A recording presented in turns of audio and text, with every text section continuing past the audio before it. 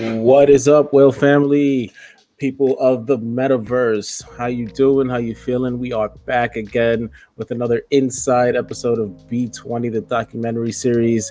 This is episode 4. Here with us again is TwoBadour. What is up, my friend? How you feeling? Hello, Alegria. I'm feeling good. It's a Awesome. good Good time to to talk hear. about B20. B20, man. This chat here has some special news attached that I'm sure is going to blow the socks off a lot of our community members and B20 holders because it is dope. It is dope, and I'm very happy that you're going to be presenting it here shortly after we preview episode 4. Everyone, please, you need to get excited about this because it's sick. It's sick. Troubadour, apart from that huge news, how has your time in the metaverse been since our last talk? Incredible. I mean, like I said, even if we did these documentary shows daily, it would still be too much time passed between them. That's kind of how it feels in the metaverse. But it's been fun. But on a more poignant note, we've also been dealing with the implications of COVID within the team over the last couple of weeks. That hasn't been very pleasant. Some of our team members are in India, and India is particularly badly affected by COVID. So it's not just the how do I call it? It's not just the paranoia. It's just that watching a lot of your friends and family be affected by it is a bit scary. But on the bright side, the rate of recovery is pretty good. So everybody is on the mend. So the worst is behind us. Is what I'm trying to say. That's very good to hear. Yeah, we spoke a little bit before we started the stream, and I'm glad you and your loved ones are, for the most part, safe. There's also just a lot of ways that COVID affects people, not just catching the disease, but a lot of people are out of work. You can't move anywhere. Lockdowns. It's all a very stressful time for everyone, and the metaverse kind of gives us a little respite from that day to day news barrage, right? It So does. if everyone is safe and all that stuff. We can at least have that. No, for sure. I mean, the best part about the metaverse is now it's one big happy, right? I mean, there's so many people you bump into, and it really is the counterbalance to a lot of the negativity you see on the outside. I mean, it helped. I know that it helped me in more ways than one in 2020. I mean, I sort of found my groove in this space amongst people like you. So, I'm just here's hoping that it helps another generation of people in 2021. Yes, yes. So many new people have joined us in the metaverse because of this, forced to stay inside, and it's really pushed the tech forward. If a couple of years sounds like too much, it's just even a couple of months. It's definitely accelerated it. People are building, people are having fun, people are curious. So it does, there are some bright sides, even though in a sea of black, but Yeah. it's something good. All right, so if we can give us a little recap of episode 3 to catch everyone up, and what should we expect in episode 4? Wow, beautiful. Episode 3 was all about the excitement of the idea coming together, right? I mean, we finished with the auction, and now we had a clear idea of what we wanted to do with it.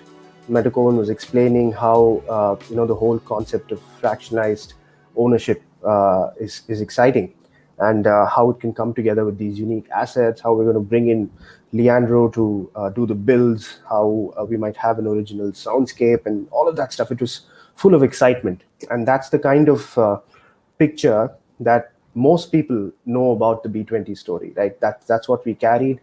The Metapalooza was all about that excitement. But in the B20 journey, there were also some significant little bumps in the road. I mean, when I say bumps, that's an understatement, because you realize sometimes that an idea that's so good in your part of the world or inside your head might not quite translate the same way when you try and tell it to somebody else, as we found out. So, episode 4 is by far the most important Zoom conversation in the entire B20 journey. It's sort of was the make or break kind of a moment. So it's a very pivotal episode, and you saw a tiny hint of that in episode 3 in the end. We sort of left it at a cliffhanger, with Beeple saying something not entirely friendly about the B20 project itself. And episode 4 is all about what happens in that conversation. So does he finally buy it? Was he skeptical then? Is he still completely skeptical about B20? That's what you'll find out in episode 4. Nice. Yes, I know that episode left a lot of us like, what? What happened? What's going on? So I'm glad that we're gonna get to find out now. It was definitely a cliffhanger. Yeah, if there's something else B20 related that you want to go for, or you want to tell us about beforehand, if not, we can go ahead and launch the video. Yeah, let's launch the video. I think I'll save that little tidbit for after the video. Perfect. All right, y'all, you ready? Are you watching? Episode 4 coming through right now. This will also be posted on the B20 YouTube, so you can catch it there and binge from episode 1 to 4. So, all right. Without further ado, let's hit it, TwoBadour.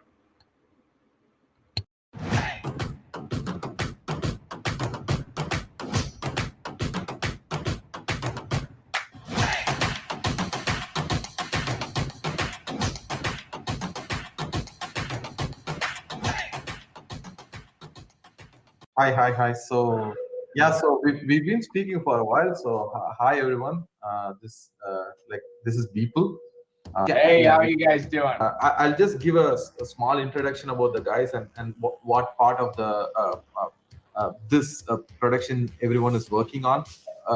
So John is from GYP, and Leandro Voxel Architects. He has a kick-ass team. Matthew is from Metacast, and there is B who heads the tech at Lendroid. Rebecca is a huge fan of you. Yeah, Vijay is also from the Lendroid team, where he heads the UI. This is a team, and everyone knows what we are trying to do here. And I will let people give us a couple of words and his thoughts on this. I guess my main concern, just again off the top of my head, is that people might not like this. And my other main concern is, like, other artists, I can almost guarantee will not like this. Like, they will not like you taking their work and like splitting it into a million pieces and reselling those pieces. I would be very surprised if other artists did not have a very strong dislike of that. But again, these are just very much my like first off the freaking cuff like thoughts here, because I haven't spent a ton of time thinking about this like you guys. So it very may well be that I think about it more and it's like, yeah, no, this, I don't know, it will be like totally fine or whatever. This is now we're going from we've bundled together a non-fungible tokens, right, to make them fungible, right, which is what they're really good at. They're really good at interchanging and moving at low cost and quickly. So it's a digital wrapper of ownership, right? But the cool part is it gives you ownership. It might be a small piece, it could be a big piece, but it empowers you. It makes you an owner. This is revolutionary, right? I mean, our goal is not to get 20 people in here. It's to get 2,000, then 20,000 people in here. And there's a percentage of those 20,000 that are going to like block 1, the Beeple block 2. As it builds up. Well, is there anything better than having incentivized ownership type of followers, right? That are like have a bite, have a taste. That's exciting, right? So that's what it is, Bruce. So going back to like what people own, so they're not going to own a new NFT. They're going to own like a coin or something like that, correct? Yeah. It's going to be a balance. Like, it's going to be a boring number. Yeah. a better mental model to kind of think about it, because we're talking about art here. It's like we're putting this huge bundle of your artwork in this digital vault, right? And that vault obviously now has some sort of value, and we're representing that in these digital shares that people can purchase and own. But those digital shares also act like digital keys into that vault as a fraction or percentage ownership of those collective works that can be used for crazy ass experiences heading forward. That's interesting. Yeah, I think I'm understanding a little bit more now how you guys are sort of like looking at this. So I think it does go back a little bit to like you're planning to launch with just this one thing. I think that's the piece that might be like somewhat confusing to people. That if it's just the Beeple bundle, then it kind of like people like in some respects they might not understand that it.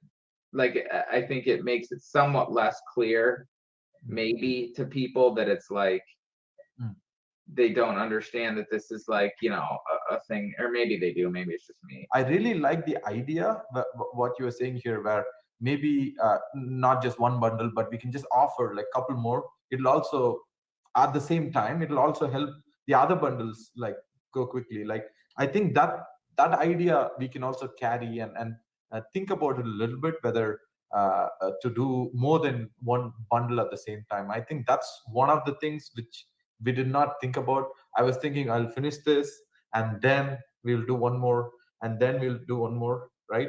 So maybe we can also go for more than one at the same time and see how people react to it, and if that could help explain the vision better.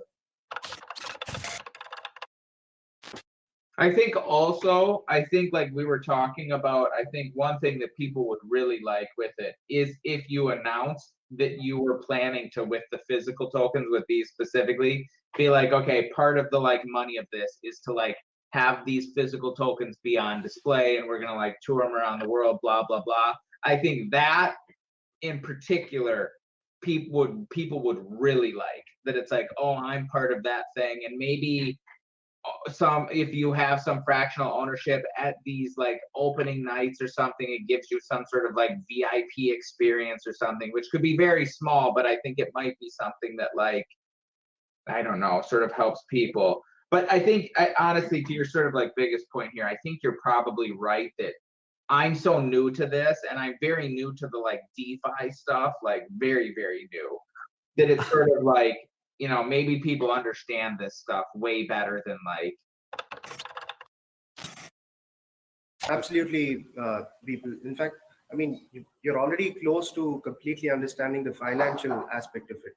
But there is this emotional component, right? I mean, people like Praveka, who've been lifelong fans of yours, or me, technically can't afford a Beeple piece. Which motherfucker bought it, right? So now if I have... Sorry. Sorry. You can't afford it because this fucking asshole bought it. Yeah, I mean, the rich motherfucker bought it all. I mean, what am I going to do? It's going to sit in his vault, or he's going to display it in Singapore in his swanky 16th floor home. I can't touch it. But now if I have just a few shards of these B20s, I can walk into the museum, I can experience all of those pieces myself. It's as simple as that. Because this doesn't end with just ownership, right? It's not sitting in a vault where no one's looking at it. Voxel Architects, Leandro is building an entire museum across the metaverse in 4 worlds. So I have 2 of these shards. I can walk into Crypto Voxels or Somnium Space, Sandbox, which isn't even open to the public yet, by the way. But I just need those 2 shards. I walk in, I have an exclusive experience. I get abused by what I see there. I get affected. I walk out. That's the kind of vibe we're going for. And we completely agree. If it feels like a cash grab at any point in time, it just won't work. The token won't take off. It'll just fall flat. So we are super conscious of that. And it's not just in the way we weave the narrative or try to tell the story. It has to be baked into the intention that we have. Yeah, I don't think it doesn't. I think now that I'm talking to you more, and I didn't think it ever did feel like a cash grab, but I think now that I'm hearing more and thinking about it more, I definitely think there's a way to position it. It almost feels like it's like owning a tiny piece of a museum, that you're acting like a museum and sort of like you can own a tiny piece of this museum or whatever. Brilliant part is that we see this is more like, the first one we do should be this sexy. That's the most important thing here, because if like we can try this um, with something else and see if it works, it will.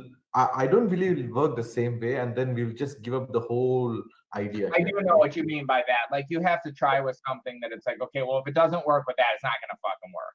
Yeah. Know that Exactly. it's art itself that was like sort of like that's why it didn't work. Well, we didn't have art that people really wanted, and I think you could see that this is art people really want right now or whatever. Obviously. But awesome, coolness. Well, I appreciate you guys taking the time to talk here, and like this has been like super interesting, and like it's definitely given me a lot to think on here. So yeah, let's find another time to connect, maybe next week or whenever works for you guys, and sort of continue the conversation. But yeah, definitely excited about this idea and like excited to talk more. Cool. Okay, awesomeness, coolness, yoki dog. We'll talk soon, guys. I appreciate it. Thank you. Bye-bye. Bye. Thank you. Bye.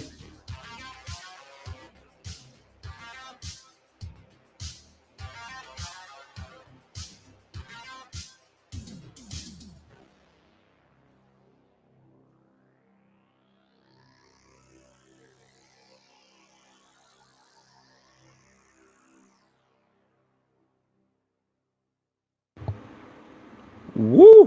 TwoBadour. TwoBadour. It's proof right there that sometimes you just need to drop a motherfucker to get someone to listen to you. Yeah. Amen.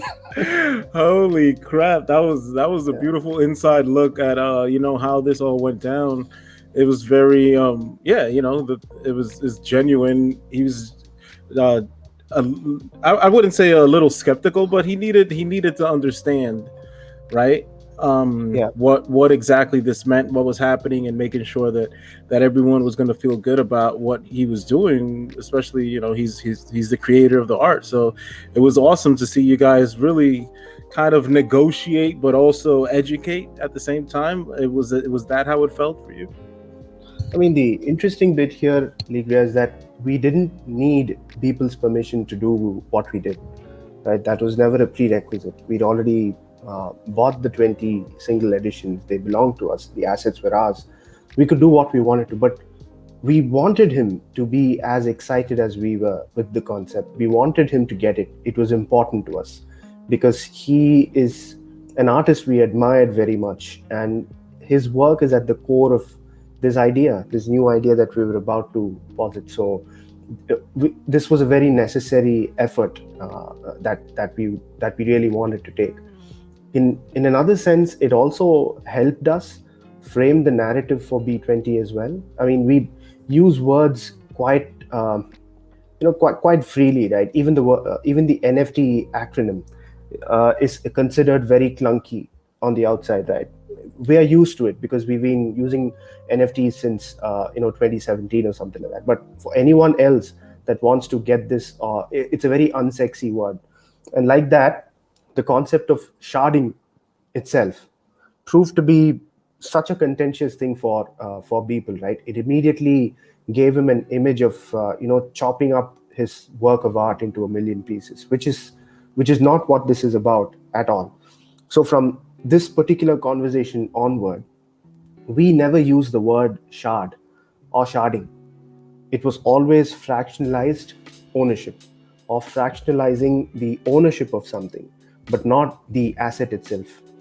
It's important to preserve a work of art in the artist's mind as well, to tell them that I'm not going to mangle what you've created. I'm going to enhance it or sort of amplify its effect over the entire community. And that's what ended up happening. And you can see the nice arc, right? Each of these, and I realized two things in this conversation. One, obviously, is the fact that we needed to work on how to communicate and how to talk about B20. The other is it was a massive validator for me personally that the people who are working with us, the stakeholders like John from Grow Your Base, I have a huge amount of respect for him. I mean, the integrity that he brings to this space, his experience and his willingness to experiment in the NFT spaces is just cool. He's a cool person to know and a friend to have.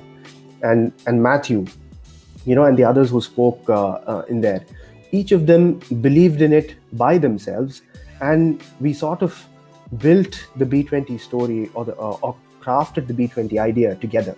When Matthew talked about owning a share of the B20 experience, that's when it really hit home. Oh yeah, that's exactly how we're supposed to look at it. And him and his radio voice talking about that stuff, it finally perfectly fit, and that's kind of why this entire conversation was important to us. I didn't want to talk in the beginning because one, I was a little nervous, to be honest. I was a bit starstruck to speak with Beeple, but then I sort of jumped in because I wanted him to understand it from the community's perspective as well. I mean, I am one of the stakeholders of the B20 project, but as an individual, I still can't afford a Beeple piece, right? None of us can unless we know somebody. And this is a beautiful way to own a piece of that entire experience of that single idea. And that's why I had to throw in that MF bomb. Very cool, man. Yeah, you were just like, let me speak to him in a way that he understands. Very good. I'm glad you spoke up. I'm glad everyone there spoke and kind of shared their idea of why it works for them, right? Because like you said, all those people there that were part of it were there voluntarily, right? Nobody made them do anything other than just themselves wanting to be part of some cool ass shit. Exactly. So I mean, think about it, right? They all decided to take B20s instead of Ethereum or USDC, which might have been right. You don't need to believe in a project to be able to do something good there, but these guys did, and I think that's what made the entire B20 experience great. Yes, excellent. I agree. Looking forward to episode 5 every time. I'm looking forward to the next one. You guys do amazing work. Again, shout out to your editing team. That was very well put together. Yeah, I want to have a talk with them and have some whale content produced through them. Yeah, they'd be happy to. I mean, they'd be happy to. Huge fans of the whale community, man. Well, obviously, so they'd be happy. I mean, this is a shout out to Praveka, Dinesh, and Praveen who did the editing, who put this thing together. Dinesh especially is the guy behind a lot of the graphics magic that you saw in the first few episodes. So yeah, they'd be happy to help. Hell yeah. We're big fans of them, so tell them to come through. So we've got the episode down, got it down packed now. I see a few people in even in the in the Periscope telling you to let's spill this news that you have. What is this next thing? What's up? Talk to us. What can holders of B20 and all those in the community be excited about now? Okay, I'm going to do it then. Okay, the B20 holders, right? The B20 community already knows this is coming. It has been for a little while now. I'm talking about, of course, the B20 buyout, right? And the reason we've been working so hard on the smart contracts and making sure everything is on the up and up is because this is a big deal, and we didn't want to put anything out there unless and until we had the audit certificate from QuantStamp, which seems imminent any day now. But why though? What are we working on, or what sort of a change could we have been affecting, for it to cause any further delay? And it's this: the B20 project has always been one single composite idea. I'm sure everybody would agree, right? It's not a yard sale. The buyout is not going to be a yard sale of a bunch of NFTs. It is, the possible buyout of this one single idea, because it all comes together, it's magic. Individually, probably not. I mean, it's got prime real estate. Yes, that might have a certain value over a period of time, maybe a resale value, maybe what you do, but what you build on it has so much more of an impact on that piece of land. And similarly, we've got a build which is spectacular, obviously, but then where it is built and what that build contains is so vital to what happens.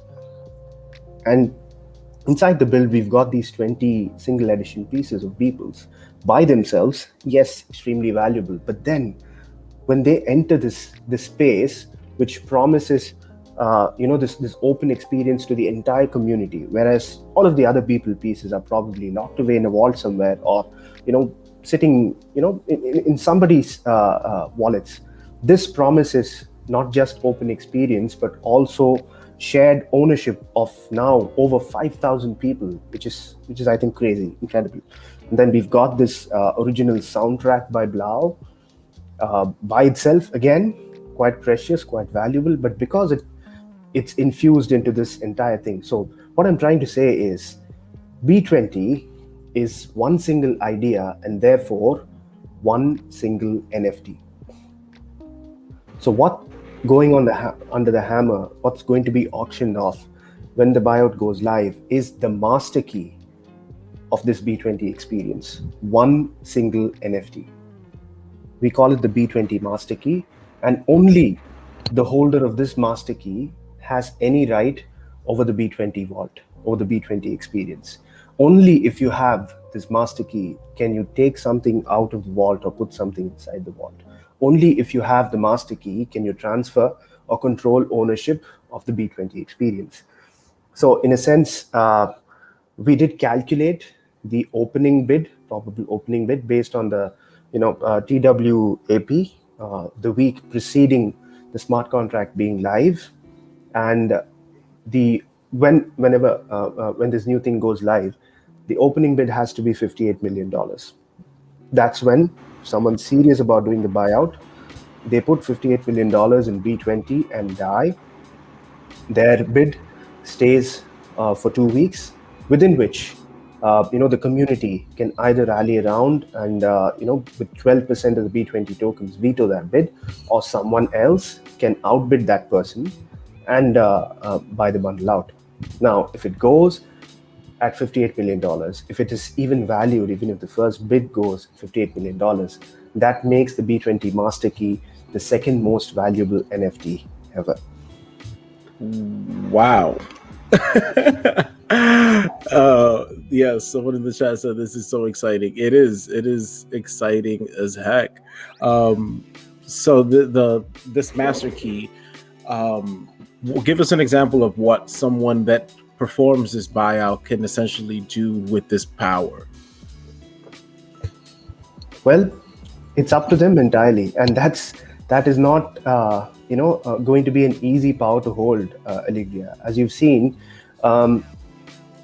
we have always approached B20 as this one composite idea and this one finite experience, right? It's easy enough to try and add things to B20 or to move, but the beauty of it is in the fact that it is finite. It belongs in this particular time space. So the holder of this master key can do anything he wants, the B20 thing. He can sell the lands, he can remove the the artwork from there, he can redo the entire decor or redo the build of the B20 builds. He can do anything that he wants. But what will he do, or she or they, is entirely up to them. Personally, forget everything else aside. I mean, it was important to make sure that the buyout contract was possible, because if there is any sort of an upside from B20, the community deserved to be exposed to it. There's no point in playing tokenomics with B20. That was never the intention, and which is why we never ever, even from the beginning, pumped the B20 token. We didn't, because we were very clear right from the beginning what sort of a token it was. It's not a governance token, it's not a utility token, it's not a DeFi token. B20 simply represents shared ownership of that one idea. So what the new owner does with it, I am as eager to understand and to see what they do with it, and also a little trepidatious. I hope they preserve the idea, because it's something that we're very passionate about, that we love as a community, and even at an individual level. I would hope that they keep all of it intact. But well, if it passes hands, it's up to them. It's just like Dylan Fields giving up his alien punk, or the Mona Lisa changing hands, right? The new owner has a say. They can park it against a rusty old car in their garage, or donate it to a museum, or do what they want with it. But it's up to Wow. them. Well, at that hefty price tag, I think that the person that does end up buying it is going to give it some good thought and do some great things with it. That's the very optimistic way of looking at it, right? But I can definitely see that be the case. That's a lot of money for someone to just park it up in the garage, right? Yeah, it is. And here's the interesting part, right? And this is something that we didn't expect, and the B20 community did bring this to our notice. There seem to be people who are willing to go and trigger the bid. I mean, I saw a tweet from 0xB1 of all people, asking us on Twitter, tagging us and saying, "Yo, when are you going to make the smart contract live? Oh I'm ready to man. pull the trigger." And he also tagged Justin Sun in the same tweet. So I don't know what's going to happen. I got no clue, but I'm just saying. No. There's the interest is definitely there, especially from those two people. They've been interested in people things in the past. So, man, and I'm gonna be watching that day like a hawk because it should bring out some interesting characters, right? To say the least. This is a project that is historic already, and to own this master key to it should be definitely the hugest flex at the moment. So it's gonna be cool, man. It's gonna be great. Yeah. Eddie does saying XB1 and Justin Sun together is wild. That's wild. TwoBadour, I would be an understatement to say that this news and this episode was boring. I mean, or not informative. That was a whole lot of information, man. You guys continue knocking it out of the park. I can't wait for episode 5. Can you give us a little hint on what's going on in episode 5?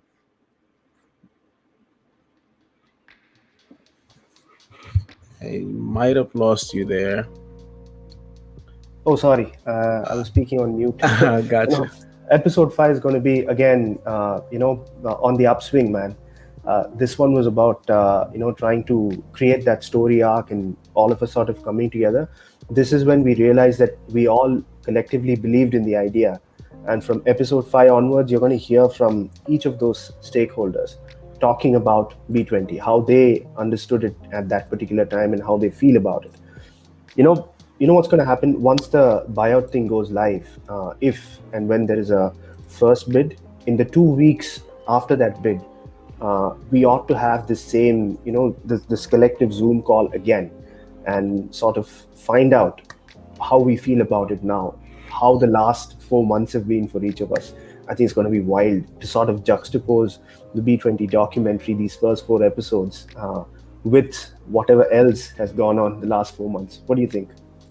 Yeah, for sure. It is definitely going to be interesting. You should make that Zoom call public just to kind of capture that energy from everyone, yourselves included, and the community as well. Sweet. That would be interesting. Very, very interesting to watch. Sweet. Yeah. I'm done. I wanted to, drop that little tidbit about the B20 master key. I think that's a very important direction we're taking, and I'm happy to sort of share that with the community as well. And Yeah. massive props to V, who's working on the smart contracts there, and obviously the original idea, as ever, is Metacoins. This is how he's always imagined it, and we just made it programmatic. Sweet. Can't wait to hear more.